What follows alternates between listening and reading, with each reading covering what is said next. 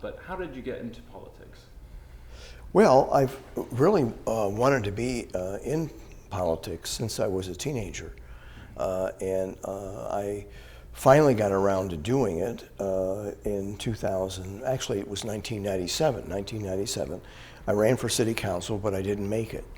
I finished 8th out of the top 6, so I didn't make it. But I ran again in 2001, and I got elected, and I served 3 full terms, 12 years. And that's how it all started. Wow. So, but you haven't been contiguous from that point, right? You've done right. other things. Yeah. After my 3rd term ended on city council, Mayor Michael Collins approached me and wanted me to be the finance director for the city of Toledo, which I accepted, and I did that for almost 4 years.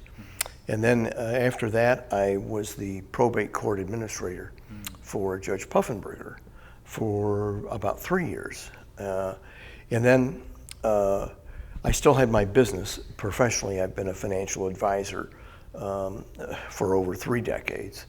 And I decided to pursue that for a while. But then I realized in 2021 that I had a choice. I could sit back in the recliner and complain about things I didn't like going on in the city of Toledo, or I can get back into the arena and try to make a difference. So I ran in 2021 and I was elected to city council.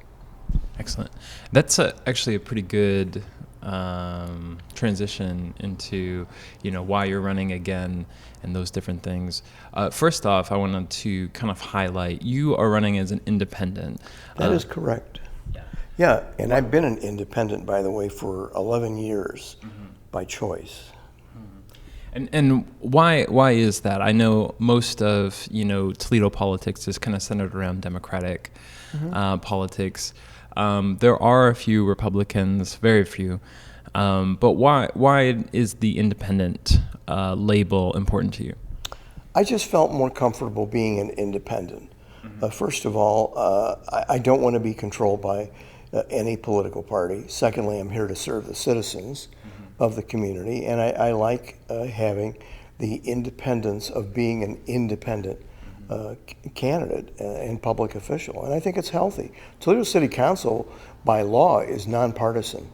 And all municipal government in Ohio is nonpartisan, so I feel very comfortable being an independent. I have broad support from Republicans, from Democrats, and independents, and I would remind the readers that most voters are independent. They are not registered Ds or registered Rs.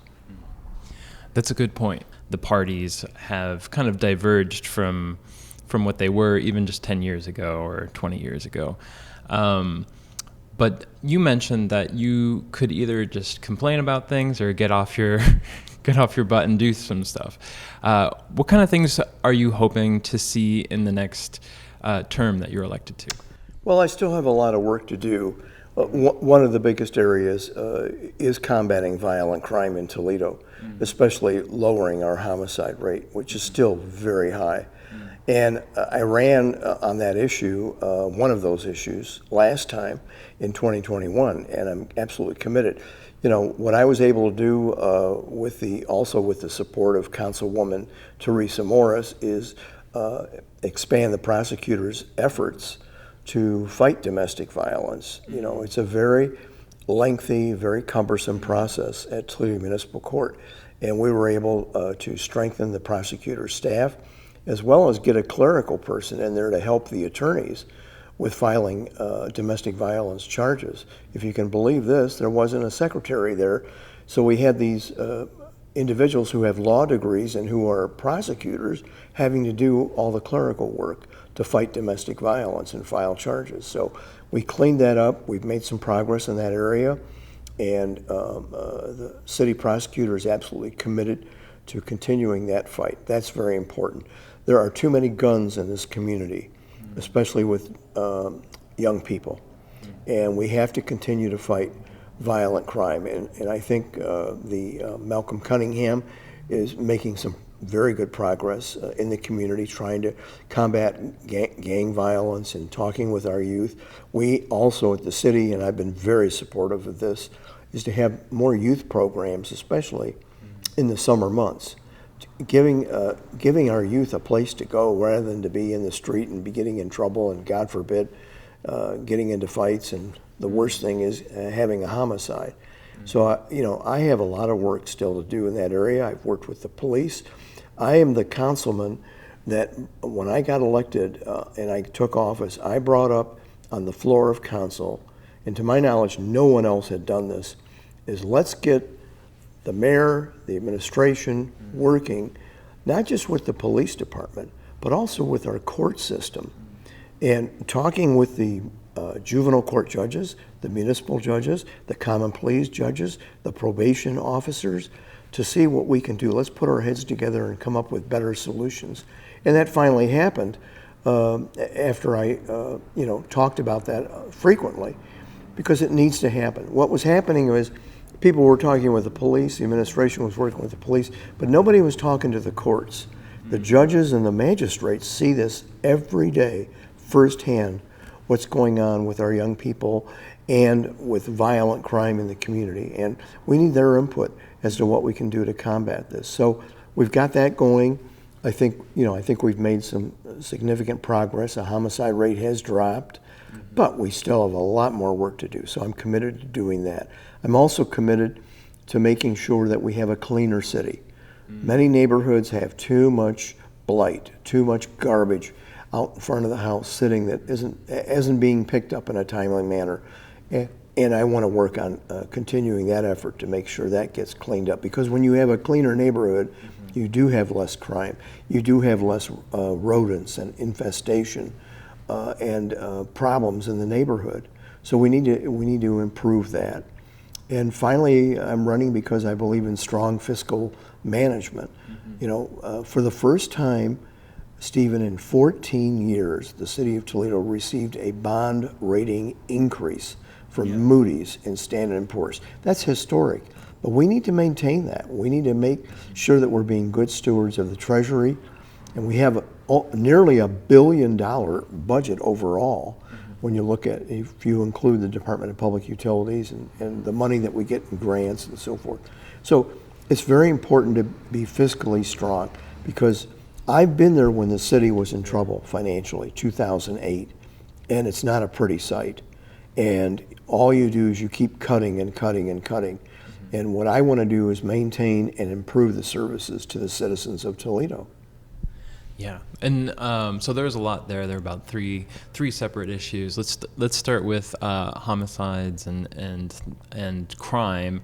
You said it there, and the mayor said it during his State of the City address. Crime is declining. Although I've pushed him before on that and said, it's declining from a decade-long high. What do you mentioned? Some very specific acts, violence interrupters, people in the community, and also judges. What can people expect you to be fighting for that would be different? The mayor's solution to some of this, or at least what it seemed to be his solution, was to hire more police, get more police out there. What do you see as like the main thing that needs to be done in Toledo to get crime down? Well, certainly we do need more police, because every year we have about 35 retirements. And if you don't have a police class, you're going to fall way behind. So we really need to continue recruiting and signing up new people, men and women, to be in the police department. Secondly, I think community policing has to be, we have to have more of that in the neighborhoods.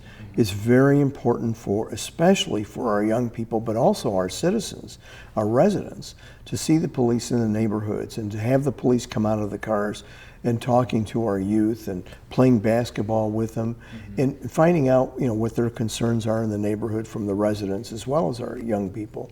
I think that's very helpful, and that does help. Violence interrupters clearly is making a difference. It's a long way to solving that issue, but we have to continue those efforts. And I think that combination of items, along working with the courts, the The juvenile judges are very important because they, and the magistrates at juvenile court, they deal with the kids every day in court. And we need to find solutions to get kids away from being violators of the law. We clearly have gangs all over the city. I was recently with the gang unit, and they told me there's even gangs in Ottawa Hills. So it permeates every neighborhood, no matter what the income level is.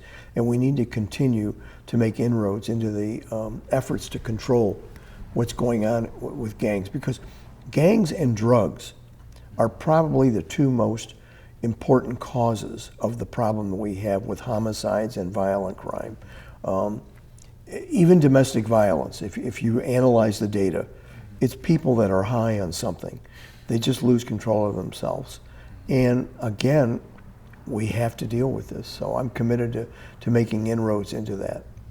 Excellent. And do you, right now, there are a few different community projects that the one that comes to my mind is the Wayman Palmer YMCA and the construction of the Inez Nash, the rebuilding of the Inez Nash park.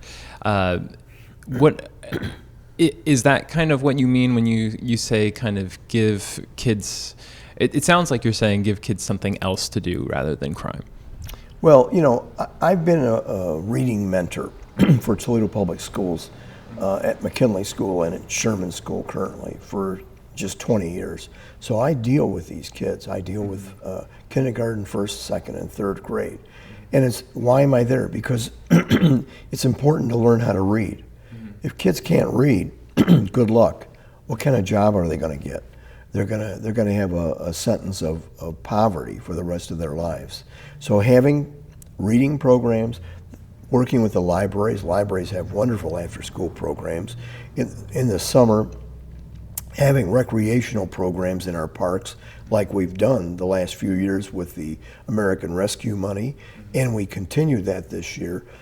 We appropriate over $1 million for youth programming at the parks because kids have to have something to do.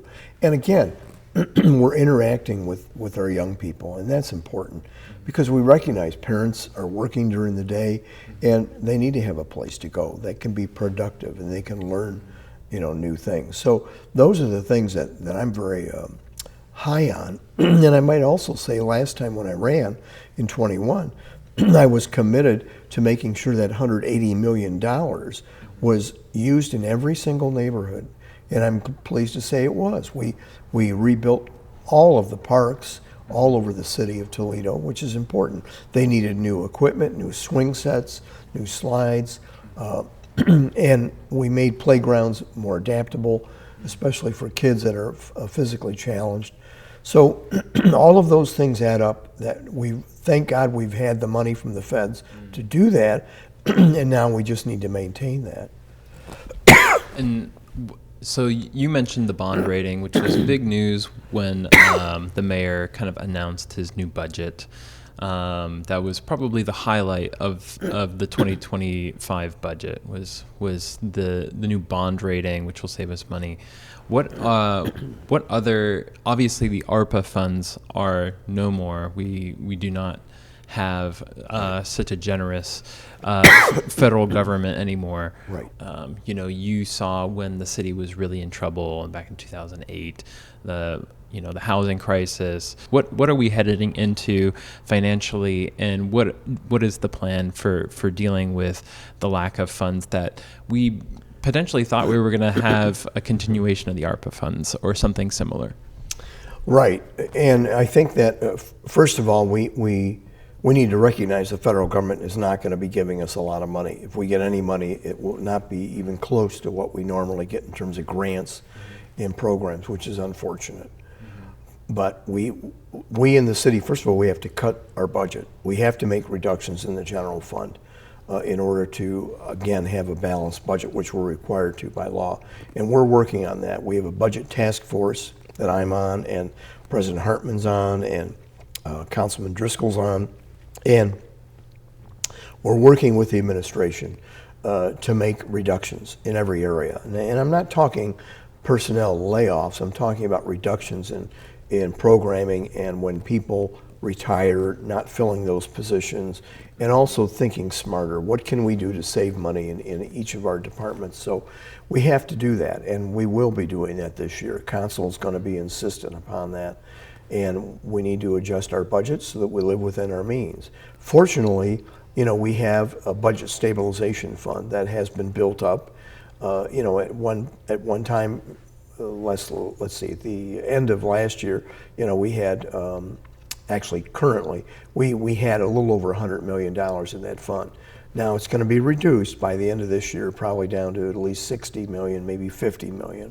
But the point is, when I was on council before in the early 2000s, we were lucky to have $10 million in the budget stabilization fund. So we've really tried to put money away for the future. So we need to make reductions. We need to live within our means. We need to look at what we can do to spread out the cost. Cost sharing, for example, is very important with other areas of the county that we work with. For example, several years ago, Ottawa Hills came to the city and said, look, we cannot afford to maintain our fire department. So we want the city to take over our fire department. We'll pay you X amount of dollars. And that has worked out very, very well. People in Ottawa Hills have not had they haven't seen any difference in services. So these are all things that we really have to look at, because I want to maintain those high bond ratings, because that's important. Why is that important? Because when the city borrows money, our interest rate is based on the bond rating. So it's critical that we do that. And then you also mentioned, cleaning up the city, cleaning up blight, different things like that. I understand there's an ongoing kind of frustration with Republic. And what is City Council doing about that right now? And what is kind of the plan for the future? With similar contracts like that, people are not super happy with ParkSmart, another kind of contract that the city has. Can we expect to see any differences in those services, and especially as we are cutting funds, what can we expect to see, and how do we get cleaner neighborhoods and things of that sort as we're cutting funds?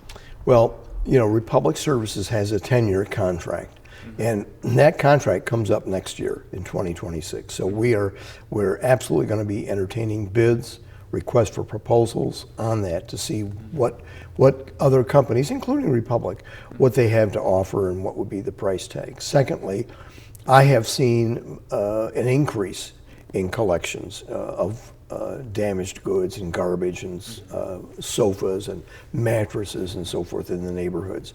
That's because, number one, council's had hearings out in the community for the last 3 Mondays.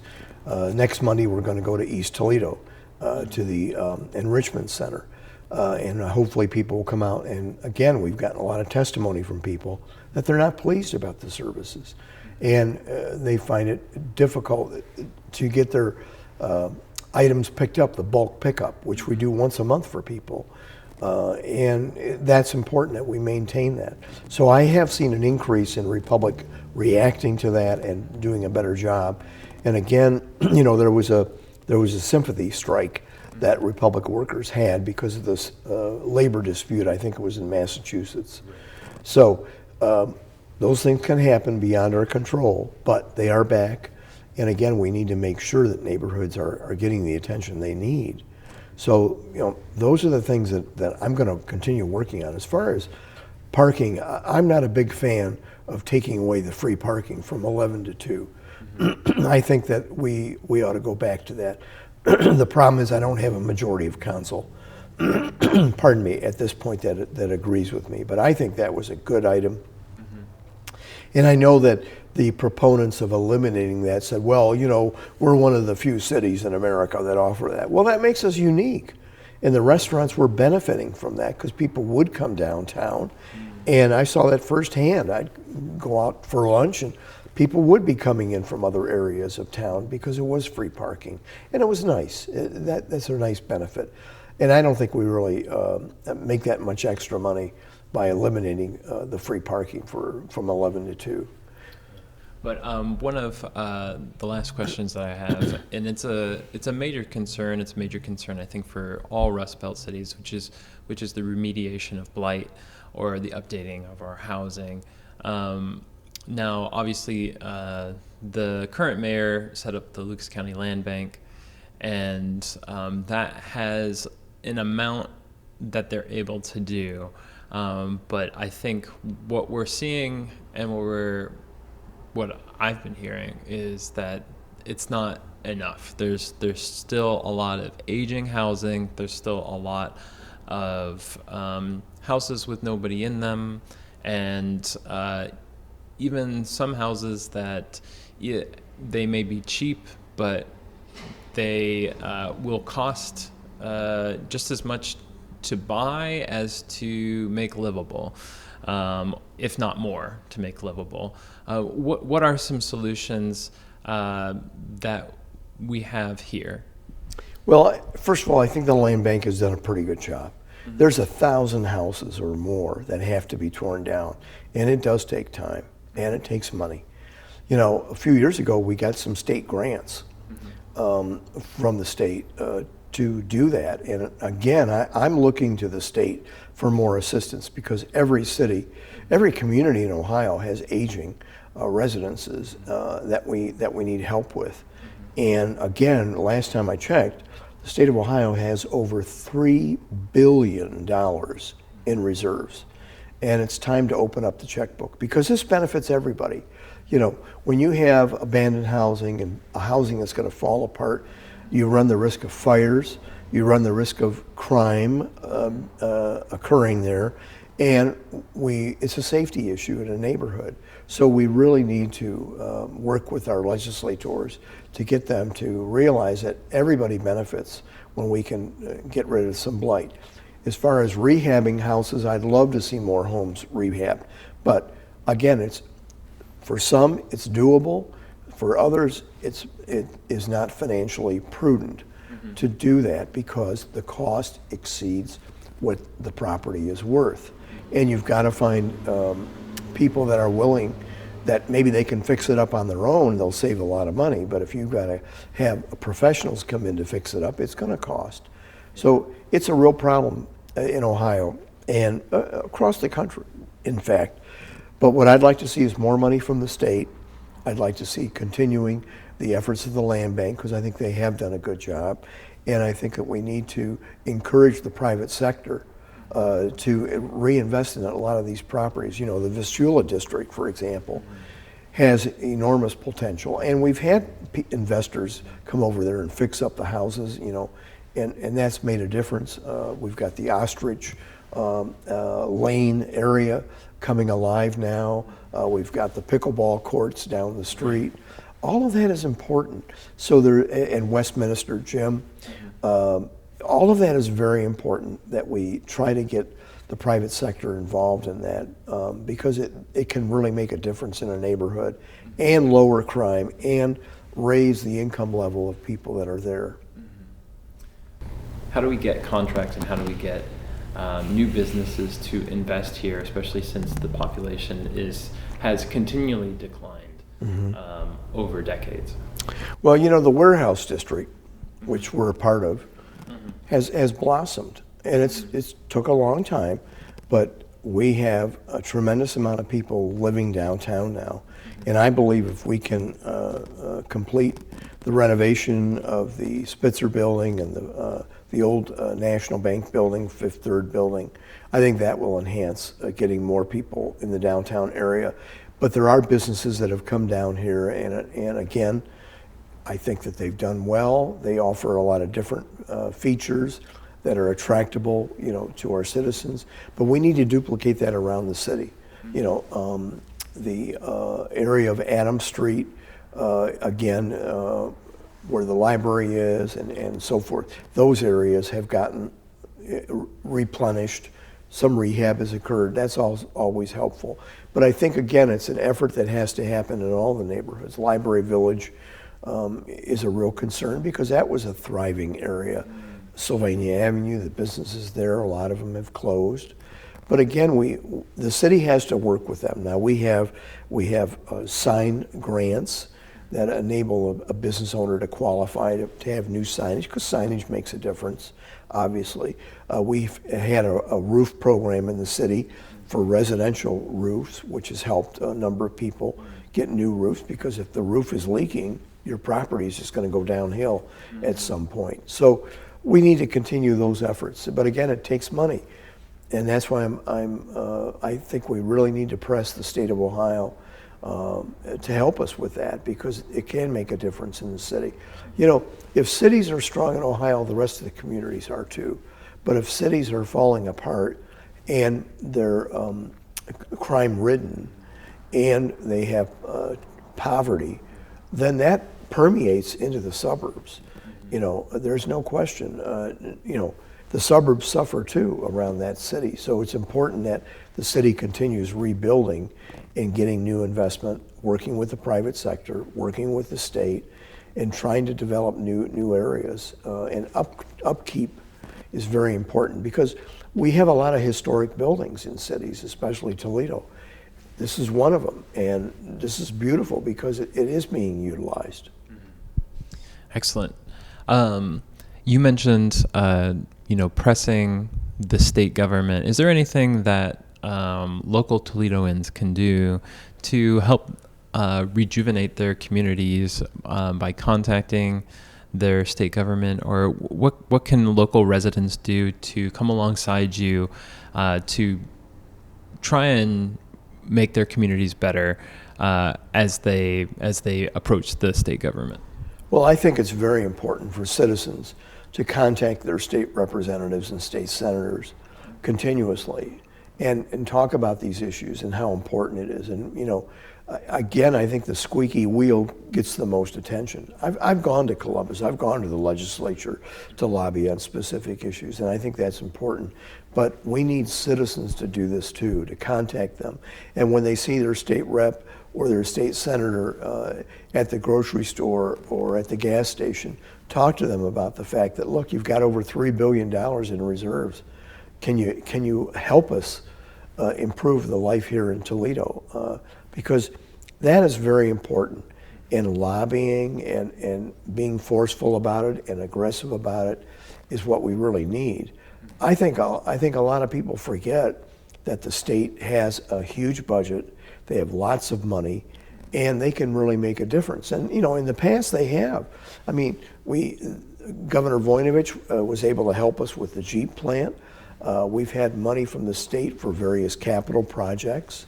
You know, the Chamber of Commerce does a nice job of again, forcing the issue in terms of more business development and getting the state assistance. Right now, we're lobbying very heavily to get that US 23 bypass, because to have 38 stoplights between Delaware County and the city of Columbus is ridiculous when you go down there.